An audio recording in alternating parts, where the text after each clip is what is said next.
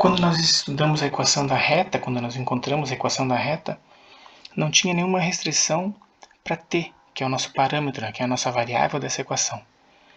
Vamos supor que agora a gente precise apenas de um trecho da reta, ou equação para um trecho de reta ou para um segmento dessa reta.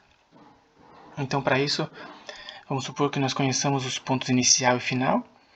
Então, o ponto inicial pode ser esse P0, aqui x0, y0 e z0. E o ponto final, que é aqui que está como x, y, z nesse desenho, né? Vamos supor que eu conheço aqui x1, y1 e z1. Então eu vou mudar o nome só para ficar claro que eu sei de que pontos eu estou falando. Então agora R é um vetor posição, R1, né, em azul, com coordenadas x1, y1 e z1. Então o que nós precisamos é reescrever essa equação para se adequar a essa nova simbologia e ver se a gente consegue enxergar uma restrição para t. Então o que eu quero são todos os pontos entre o ponto vermelho e o ponto azul. Então agora vou usar a cor preta aqui para representar, né?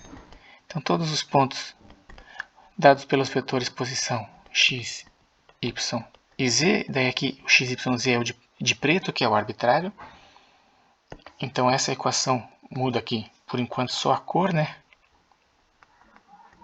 O meu x, y, z são dados a partir do R0 e do mesmo vetor v, que é o vetor verde. Só que agora não me interessa mais o que está depois do ponto azul, que é o ponto final, e o que está antes do ponto vermelho, que é o ponto inicial. Então, o que nós precisamos é enxergar a restrição que a gente vai colocar para o parâmetro t. E para isso eu vou reescrever essa equação. Então eu vou usar esses vetores coloridos que eu conheço e vou colocá-los numa equação que relaciona os três. Por exemplo, R0, que é o vetor vermelho. Se eu somo R0 com V, que é o vetor verde, eu chego exatamente no ponto final ali, que é dado pelo vetor posição R1. Então esse V dessa minha equação aqui que eu estou sublinhando, eu posso substituir e escrevê-lo em função de R1 e R0. Aqui então o vetor V é igual a, subtraindo R0 dos dois lados, né, é igual a R1 menos R0.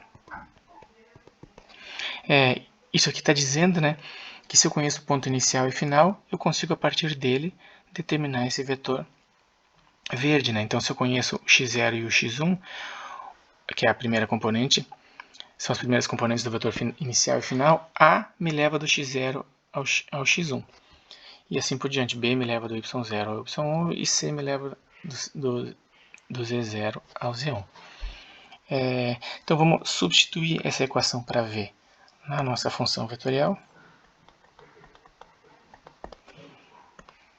R0 mais T, que multiplica o vetor verde, que daí agora eu vou colocar aqui entre parênteses, né? E vou escrevê-lo em função de R1 e R0, que é a subtração, né? R1 menos R0. Pronto. A partir daqui,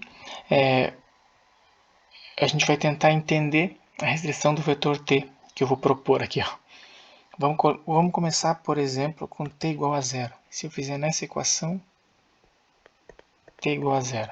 Se eu fizer t igual a zero, vou reescrever essa equação substituindo t igual a zero. O meu r é igual a r0, isso é constante, não mudou, né? Mais 0 que multiplica R1 e 0 que multiplica R0. Então, acabou. Então, meu R é R0. Eu estou no ponto inicial. Que era o que eu queria. Se eu fizer t igual a 1, aí a minha equação fica R igual a R0 mais t, daí no lugar de t eu vou colocar 1, então 1 que multiplica R1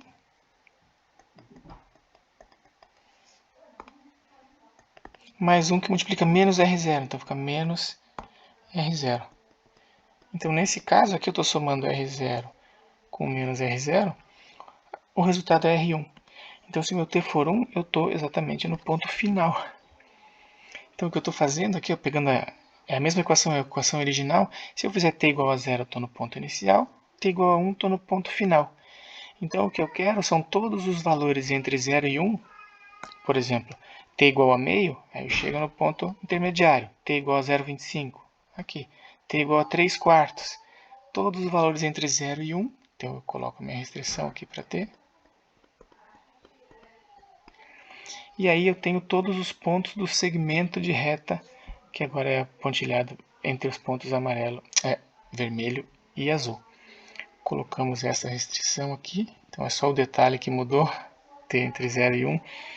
E nessa forma aqui, ó, eu garanto que o v tem o tamanho desejado. Então agora o tamanho do v importa. Esse v tem que ser o vetor que leva do R0 até o R1.